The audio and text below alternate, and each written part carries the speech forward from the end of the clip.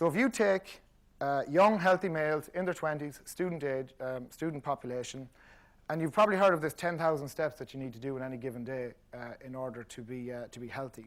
If you take people who are making those 10,000 steps and you reduce their activity by making them take elevators, making them take escalators, pushing them around in wheelchairs, making them sit a lot more, if you reduce their number of steps to 2,000, they lose about 5% of their muscle mass in the space of 14 days.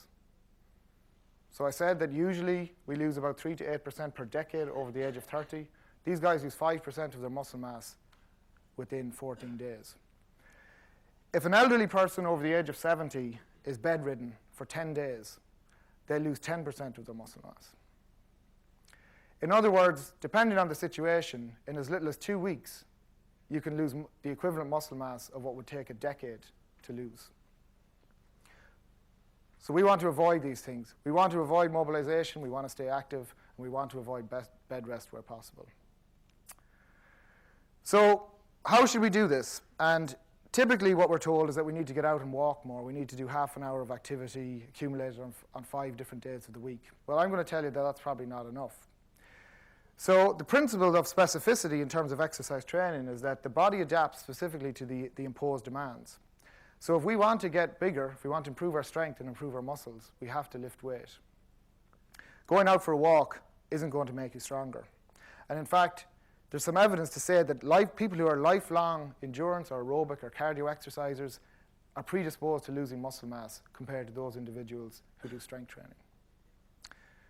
The other interesting thing is that when it comes to diseases like diabetes and obesity, the most recent evidence would suggest that it's combined endurance and aerobic exercise that works. You shouldn't just be doing one or the other. There should be a combination within there.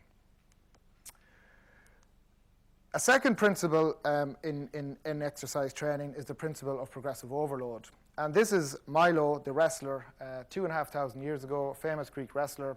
And the story goes that in order to develop his strength as he grew, he used to carry a calf, around from a young age. So he carried it every day, and as the bull got bigger, he got stronger. I don't know if this is true, but the point is that each day he pushed himself a little bit harder, and his body adapted accordingly. And that's what an important principle of the way we exercise.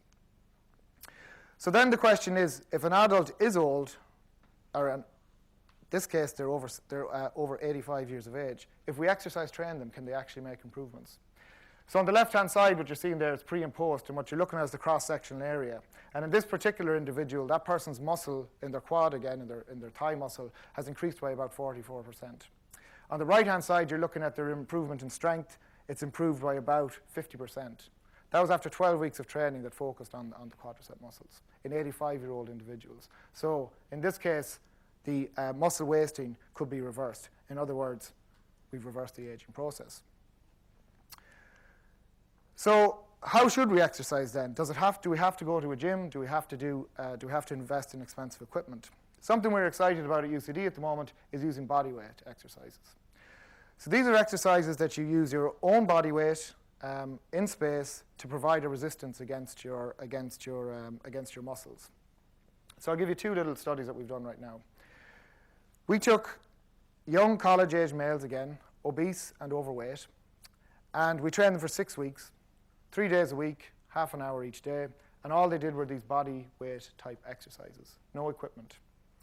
After the 6 weeks, we saw about a 3% improvement in muscle mass, particularly in the legs, and we had that holy grail, they lost a small bit of fat as well. They were young individuals. In older adults, starting at the age of 55, but of a mean age of about 63, we see the same thing after 12 weeks. Body weight only exercises 3 times a week. We see about a 3% improvement in their muscle mass. So improving muscle mass is one thing, but these exercises are very similar to things that we do in everyday activities. So we lift things above our head. We get up off the ground. We get up out of chairs. So these are what we call activities of daily living. And one of the major predictors of loss of independence is when an older adult can no longer do these activities of daily living. So we're excited now to begin to look at these bodyweight exercises and how they might improve the overall health and functional capacity of older adults. So I suppose the last thing I'll say is that in the case of sarcopenia, or muscle wasting, you don't just wake up one day and have this situation. It's a continuum, progresses over time. And so I was talking about those bodyweight exercises being able to increase muscle mass. But if we can just delay the aging process, so if we just maintain muscle mass rather than actually having to improve it, that in itself will have benefits to their overall health. So my simple message is this. We need to prescribe exercise like we prescribe medicine. So we shouldn't just give everyone the same medicine. We should treat the individual, and we should treat the condition. So going out and doing 30 minutes of walking every day might not cut it when it comes to people who have age-related muscle wasting. So in other words, what I'd say is use it or lose it, because muscle matters and only the strong survive. Thank you.